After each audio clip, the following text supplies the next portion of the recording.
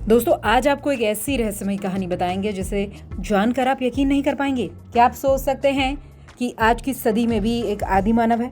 क्या है ये पूरी घटना? चलिए जानते हैं। आप देख रहे हैं अजब गजब और मैं हूं आपकी दोस्त मेघा वर्मा।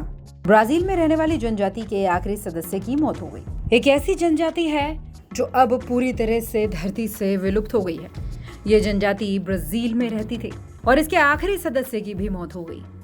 ये जनजाति अमेज़न के जंगलों में रहती थी, पूरी दुनिया से अलग। ब्राजील की इंडिजीनियस प्रोटेक्शन एजेंसी फुनाई की तरफ से एक शख्स की मौत की जानकारी मिली है।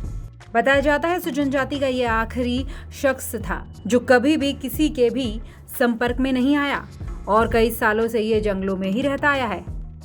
इस इंसान को वहां के लोग गड्ढे का इंसान यानी मैन ऑफ द होल कहकर पुकारते थे, क्योंकि ये ज्यादातर गड्ढों में ही रहता था। ये शख्स अपनी रक्षा के लिए गड्ढे बनाता और उसी में ही रहता था। लगातार इस जनजाति की जमीन पर हमले किए गए, जिसमें इस शख्स के कई रिश्तेदारों की मौत हो गई।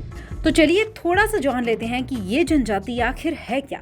बताया जाता है इस शख्स ने कभी किसी बाहरी इंसान को नहीं देखा और ना ही उससे मिलने की कोशिश करी।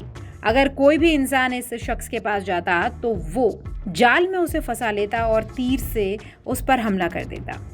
मैन ऑफ द होल के नाम से मशहूर ये शख्स बीते कई सालों से तनारू में रहता था। अमेज़न के जंगलों में रहने वाली ये जनजाति ब्राजील की मूल निवासी है। यहाँ तक कि अंतर्राष्ट्रीय मीडिया इस इंसान को रहस्यमय इंसान के तौर पर जानती थी, जिसकी उम्र 60 साल थी। 70 के दशक तक इस जनजाति के लोगों की अलग अलग हमलों में मौत हो गई और ये इंसान अपनी जनजाति का आखिरी इंसान था। ऐसे शख्स की मौत के बाद अब ये जनजाति धरती से पूरी तरह से खत्म हो गई है।